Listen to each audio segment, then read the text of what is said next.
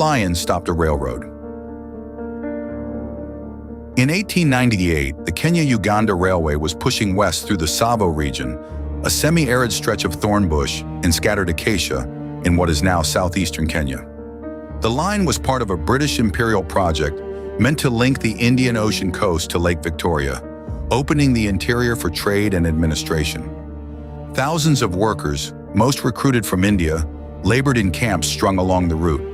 The work was hard, the conditions brutal, but progress was steady, until March when men started disappearing from their tents at night.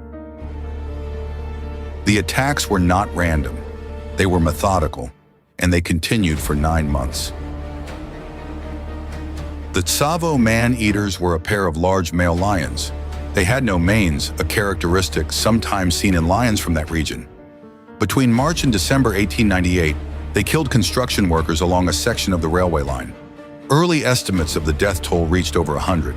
Later analysis suggested the number was lower, but the exact count remains disputed.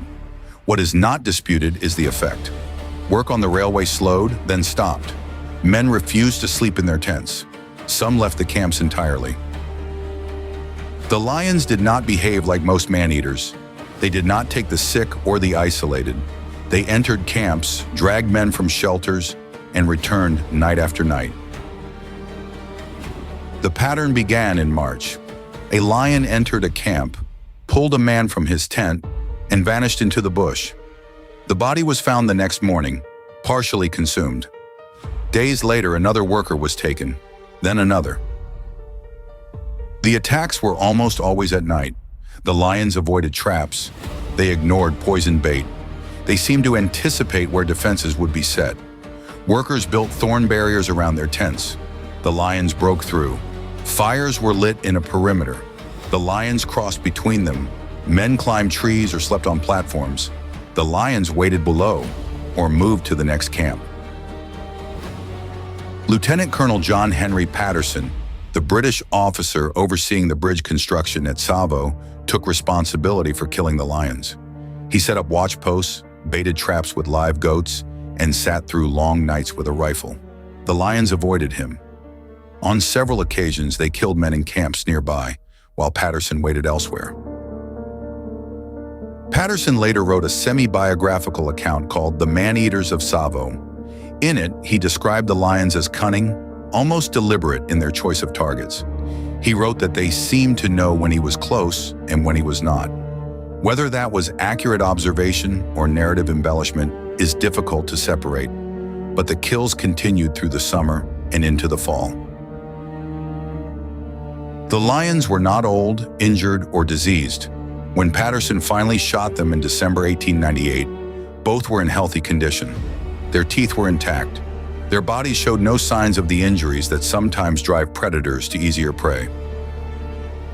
That detail complicates the most common explanation for man-eating behavior. Lions that turn to humans are often compromised in some way, unable to hunt their usual prey. The Tsavo lions were not. Patterson killed the first lion on December 9th, after months of failed attempts. He had set up a platform near a recent kill site and waited through the night.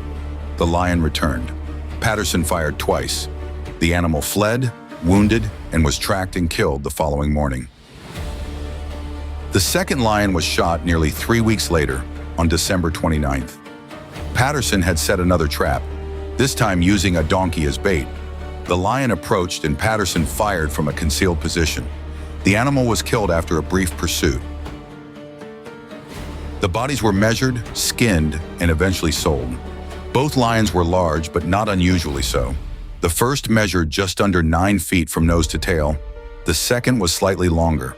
Their skins were later acquired by the Field Museum in Chicago, where they remain on display. In 2009, researchers analyzed isotopes in the lion's bones and hair to estimate how much human tissue they had consumed. The study suggested the first lion had eaten the equivalent of 10 people, the second around 24. Those numbers are far lower than the early reports, but they are still higher than almost any other documented case of man-eating. Several explanations have been proposed. One theory points to an 1898 rinderpest outbreak that devastated cattle and wild ungulate populations across East Africa, reducing the lion's usual prey. Another suggests the lions may have scavenged human remains from graves or bodies left by slave caravans that passed through the region in earlier decades, making them less fearful of humans. A third explanation focuses on the railway construction itself. Thousands of workers in concentrated camps with limited fortifications and little experience in lion country may have simply presented an accessible food source. The lions learned, adapted, and repeated what worked. Each explanation has supporting evidence, and none is conclusive. The rinderpest outbreak did happen, but lions in other affected regions did not turn to humans at the same rate. Human remains may have been present, but there is no direct evidence the Tsavo lions encountered them. The camps were vulnerable, but that does not explain why these two lions, and not others, sustained such a prolonged pattern of predation. The case became famous not because it was unique, but because it was documented. Patterson wrote about it. The lions were preserved. The story entered the public imagination, but the mechanism that triggered the behavior remains uncertain. The Tsavo man-eaters were not an anomaly in isolation. Man-eating lions have been recorded across Africa, often in areas where human settlement overlaps with lion habitat and prey populations are stressed. What makes Tsavo unusual is the duration, the consistency, and the fact that two lions acted together. Most man-eaters operate alone. Most are stopped within weeks. The Tsavo lions hunted for 9 months, killed at a sustained rate, and evaded traps, poisons, and an armed officer with experience in big game hunting. That combination of factors is rare. It suggests either exceptional learning or exceptional circumstances. The evidence supports both and separates neither. 2 lions stopped a railroad. They were shot, measured, and studied. Their skins were mounted and displayed. Researchers counted isotopes, estimated meals, and proposed theories.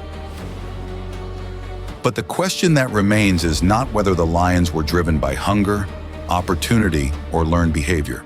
It is whether those forces, alone or in combination, are enough to explain why 2 otherwise healthy predators chose humans as prey, returned to the same camps night after night, and continued killing long after the first defenses were raised. The evidence shows what happened. It does not fully explain why it kept happening. The unsolved vault. Every case leaves something behind.